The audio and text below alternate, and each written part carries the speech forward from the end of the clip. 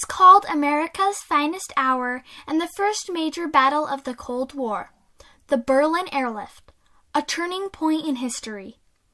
The Berlin Airlift involved many sleepless nights, military pilots, a candy bomber, and over 2.3 million tons of food, a heroic mission performed by the Western Allies to fly in food night and day for the people of West Berlin, just to keep them alive. It occurred from June 1948 through September 1949, and it forever altered the lives of the German people and most of the world's countries. It could have resulted in the start of World War III. Instead, it was the largest humanitarian campaign that the world has ever known. There were many events leading up to the Berlin Airlift. World War II and the Battle for Berlin were both major causes. Joseph Stalin, the Soviet leader, Franklin Roosevelt, and Winston Churchill, the leader of Britain, met in February 1945 to discuss dividing up Berlin and Germany between the four Allies. Joseph Stalin then told the Western Allies that their people in West Berlin would not be fed by supplies from the Soviet zone. This proved to be a real problem because West Berlin was 110 miles inside of Soviet-occupied territory. They finally established 3 20-mile-wide air corridors, a rail line, and a highway to get food and supplies into the city. The Soviets did not want American influence or British influence so far inside the zone of Germany that they controlled. And so they began to blockade any U.S. trucks, trains, from bringing in supplies to Berlin. In other words, they were going to starve the Western Allies out of their sectors of Berlin. The United States would not back down. They decided to start an airlift into Berlin, along with England and France. The plan was to fly food and coal, night and day, into West Berlin to keep the people there alive. Berliners only had enough food for 36 days before they would run out. Because there were 3 air corridors, 5 plane elevations, and 3 airports, Tempelhof among them, it was possible to reach the 4,500-ton minimum per day. The airlift started on June 26, 1948, and went until September 1949. When it began, there were 32 flights per day and 80 tons delivered. The operation was chaotic until July, when General Tunner came into position as the head and fine-tuned it. So, by August 12th, the numbers were 707 flights and 4,742 tons. In September, 7,000 tons were delivered daily, and by February of 1949, there were 902 flights daily and 8,000 tons. The pace continued, and by April, there was a plane landing every 4 minutes. The blockade was lifted on May 12th of 1949, but the Allies kept the airlift going till September to build up a reservoir of food in case of another blockade. The Berliners knew that the blockade had ended when the electricity went on, and it was announced on the Russian-controlled Berlin radio. 65 lives were lost in the 16 months of the airlift. Inside Operation Vittles, as it was called, there was something else going on. Operation Little Vittles, a mission for the children of West Berlin to finally get a sweet treat for the first time in years. It was led by Gail Halverson, a Utah farm boy, who became a hero to the children of Germany and a symbol of hope that the world had not forgotten them. My buddy had a Jeep, says, we'll get here and you take movies around bombed out Berlin.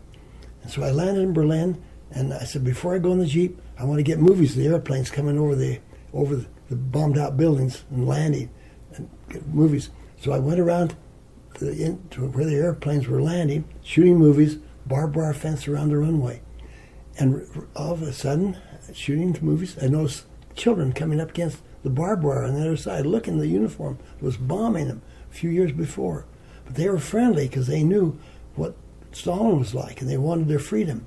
And they talked to me in their school English, and for an hour. After an hour, I had to leave to go around town to get the movies. And then I realized immediately that not one child begged for chocolate or gum. Not one of them. They hadn't none for years, except the Americans giving them to them in the street. Not one. It said, "Give me chocolate, give me gum." And children around the world where I'd flown during the war, many other countries, they'd chase you, American, "Give me chocolate," because they thought we had, they didn't have enough. But these kids didn't beg. And so I decided to give them what I had. All I had was 2 sticks of gum. I broke it in half and put it through the fence.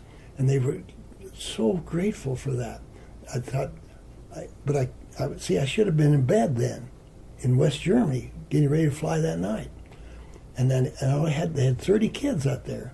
And the kids that got half a stick of gum, the other kids wanted something, and the ones with a half a stick tore off the outer wrapper and the tin foil and passed strips of paper to the other 30.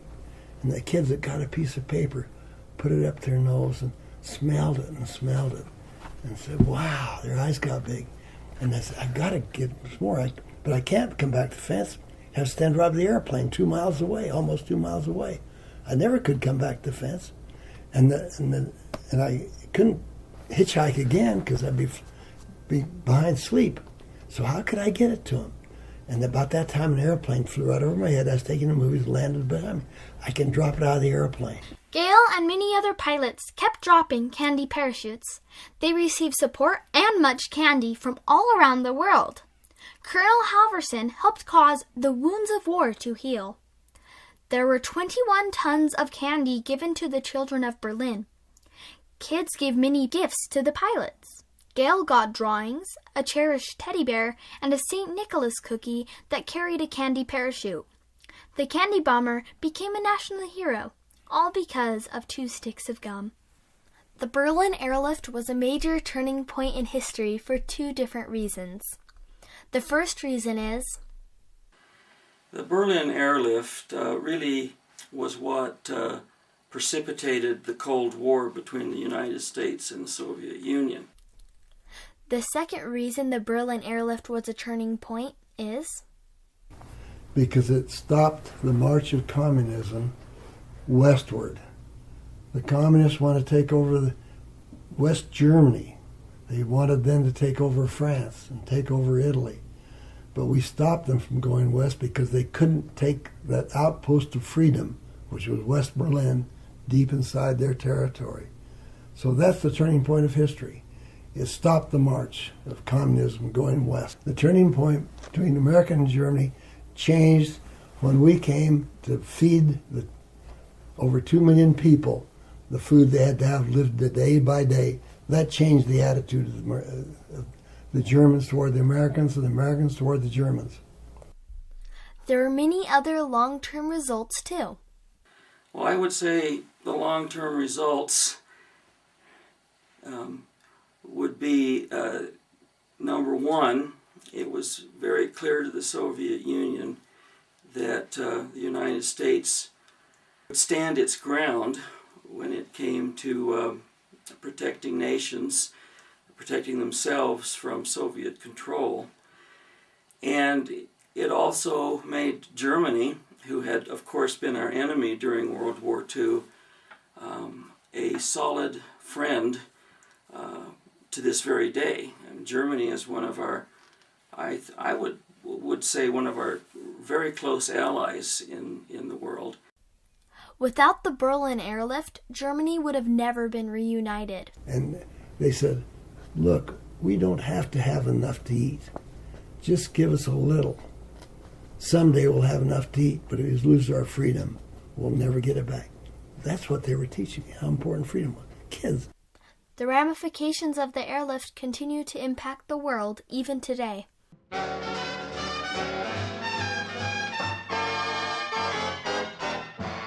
You've got to accentuate the positive, eliminate the negative, latch on to the affirmative, don't mess with Mr. In-Between. You've got to spread joy.